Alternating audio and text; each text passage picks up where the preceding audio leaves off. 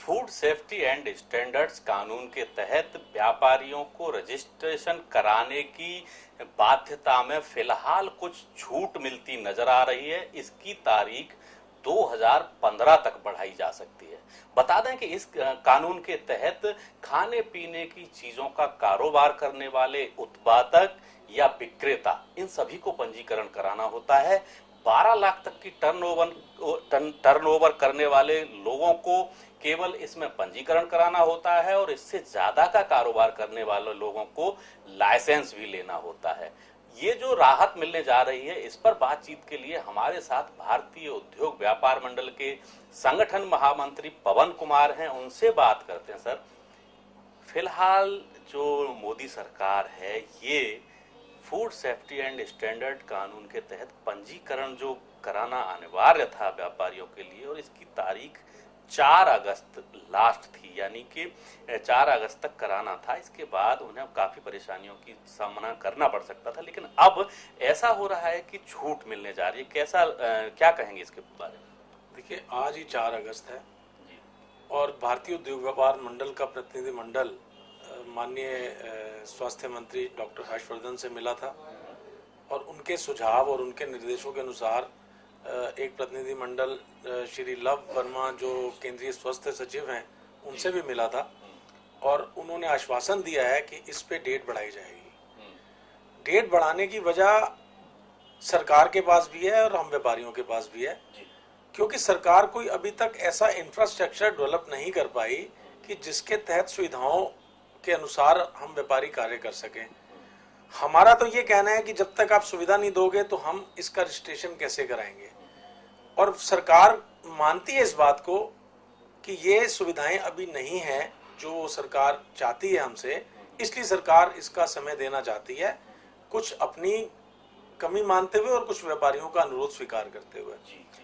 इसके जो प्रावधान है जिसमें हमें दिक्कत है, उसमें हमारा ये कहना है कि इसमें कुछ चीजों का वर्गीकरण अलग रूप से होना चाहिए।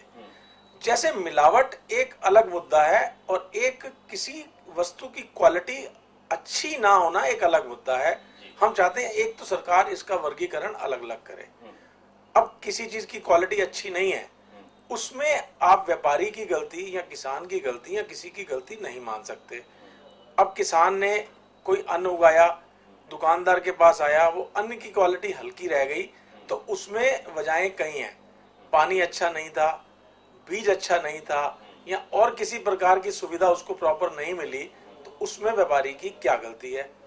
इसी तरह एक हलवाई या एक दुकानदार कोई चीज बनाता है, उसमें अगर पानी वो तो अपने तरीके से अच्छा पानी ले रहा है, ब्रांडेड कंपनी का भी ले रहा है या दिल्ली जल बोर्ड का ले रहा है, अगर वो पानी की कमी की वजह से वो चीज ठीक नहीं बनी तो उनकी जिम्मेदारी भी तो तय करेंगे। इसके लिए आपको एक बेसिक इंफ्रास्ट्रक्चर, आधारभूत सुविधाएं देनी पड़ेंगी। जब तक आप वो सुविधाएं नहीं दोगे, आप सख्ती नहीं कर सकते।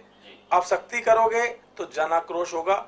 इसलिए मैं धन्यवाद करता हूं डॉक्टर हर्षवर्धन का कि जिन्होंने इसमें एक बार फिर इसकी डेट बढ़ाने का निर्णय लिया है। ये स्वागत योग्य कदम है। फिर भी मैं कहूंगा कि ये डेट 1 साल के लिए ना बढ़ाकर इतनी बढ़ाई जाए कि जब तक वो इन चीजों का प्रॉपर चैनलाइज ना कर पाए। अब दूसरी बात, एक और बात है कि एक टेस्ट लेबोरेटरीज के अंदर टेस्ट कराने की बात है। क्या आप भ्रष्टाचार खत्म कर सकते हो टेस्ट लेबोरेटरीज का? नहीं कर सकते, क्योंकि लिमिटेड लेबोरेटरीज हैं जहां पे ऐसे लोग बैठे हैं जो आपका गलत से गलत सैंपल भी पास कर देंगे। मेरे पास, चूंकि मेरी पहले फैक्ट्री थी, ISI मार्क मेरे प्रोडक्ट्स थे, तो हमारा सैंपल जाता था वहां पे तो फोन आ जाता था, जी आपका सैंपल आया हुआ है, बताइए पास करना है फेल।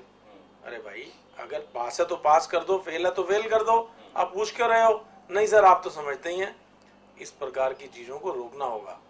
इन चीजों को रोकने के लिए आपको भरपूर लेबोरेटरीज बनानी पड़ेंगी, और भरपूर लेबोरेटरीज बनाने के लिए प्राइवेट सेक्टर को आगे लाना पड़ेगा, ताकि जितनी जल्दी से किसी चीज का सैंपल टेस्ट होगा सही तरीके से होगा।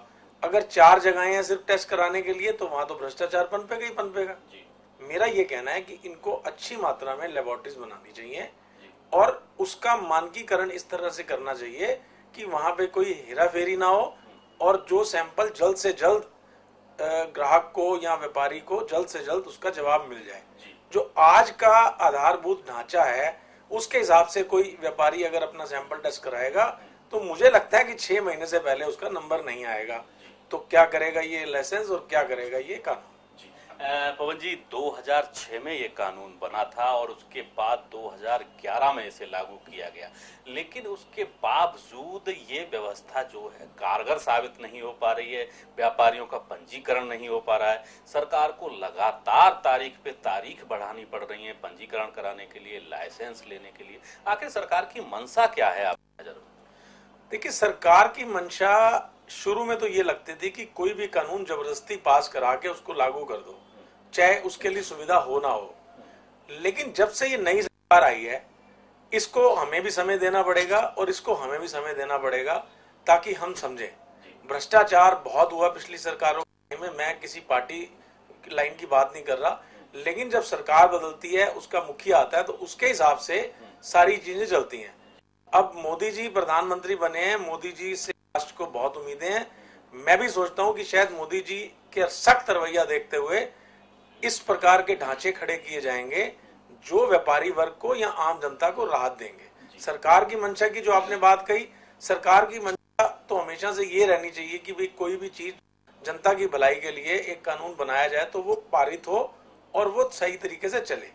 लेकिन सरकार ये ना भूले कि इनको किसी भी कानून को लागू करने के लिए जो आधारभूत सुविधाएं देने की जरूरत है वो पहले दी जाए, उसके बाद सख्ती की जाए। कारोबारियों की तरफ से ये बात भी उठ रही है कि जो मानक हैं इस कानून के तहत वो अंतर्राष्ट्रीय स्तर के आधार पर हैं। कई देशों में बहुत सारी परिस्थितियां अच्छी हैं, लेकिन भारत में वैसी परिस्थितियां नहीं है। तो ये बात भी व्यापारियों की तरफ से उठाई जा रही है। इसमें कितना सच है और कितनी वास्तविकता है? देखिए, मैंने अभी तक आपको जितनी भी बातें कही, इस बात का सारांश उसी के अंदर है। आप नियम तो लागू करते हैं अंतर्राष्ट्रीय के हिसाब से, आधारभूत सुविधाएं आप नहीं दे पाते उस प्रकार की, तो व्यापारी बिल्कुल ठीक कह रहा है। अंतर्राष्ट्रीय कानून आप लागू कर रहे हो लेकिन सुविधाएं दे नहीं रहे, तो कैसे चले? तो 100% सच कह रहे हैं कि जो कानून है अंतर्राष्ट्रीय नियमों के अनुसार है, लेकिन सुविधा नहीं है। अगर आप सुविधा दें तो हम अंतर्राष्ट्रीय कानून में किसी भी प्रकार से किसी भी व्यापार में किसी भी फील्ड में टक्कर दे सकते हैं। ये मेरा मानना है और इसके लिए सरकार को उसके लिए पहले आधारभूत ढांचा बनाना पड़ेगा, इंफ्रास्ट्रक्चर इस प्रकार से मजबूत करना पड़ेगा कि जो उसमें हमारे पास कोई शिकायत ना हो कि नहीं जी सड़क अच्छी नहीं थी जी, हमारा माल लेट हो गया। इस तरह की चीजें आप करिए, उसके बाद व्यापारी से उम्मीद करिए कि, और दूसरी बात, मैं जिसके विरोध में हूं, मैं शुरू से हर चीज के विरोध में हूं कि कोई भी सरकार कोई भी कानून लाती है उसमें एक लूप होल क्यों रखती है कि इतने रुपए की इनकम तक आपका इनकम टैक्स नहीं लगेगा, इतने रुपए तक का आपका रजिस्ट्रेशन कराना कंपलसरी है, लाइसेंस लेना जरूरी नहीं है। आप एक बात रखिए, जब दूसरे देशों में आप दूसरे देशों का कानून लाते हो तो आप भूल जाते हो कि दूसरे देशों में जैसे जैसे इनकम बढ़ती है वैसे वैसे टैक्स के स्लैब कम होते हैं। यहां पर उल्टा है कि भाई आपकी इनकम 5 लाख ऊपर हो गई तो आपका स्लैब 20% हो गया। भाई क्यों? मैं ज्यादा क्यों कमाऊंगा? मैं ज्यादा कमाऊंगा। मुझे याद है मैं बहुत छोटा था तो एक समय ऐसा आता था कि 5,000 रुपए की इनकम बढ़ने पे 15,000 रुपए टैक्स बढ़ जाता था। तो आप बताइए कोई चोरी करेगा या नहीं करेगा? जी, तो ये थे पवन कुमार, जिनका कहना है कि सरकार को इंफ्रास्ट्रक्चर खड़ा करने के साथ साथ निगरानी की व्यवस्था भी करनी होगी ताकि पूरे मामले में भ्रष्टाचार पनप ना सके। बात दरअसल देश भर के 3 करोड़ से ज्यादा ऐसे कारोबारियों की है जो खाने पीने की चीजों के कारोबार से किसी न किसी तरीके से जुड़े हुए हैं। इसमें दिल्ली के करीब 5 लाख कारोबारी भी शामिल हैं। कैमरामैन अनिल कुमार के साथ Rathore, A to Z news.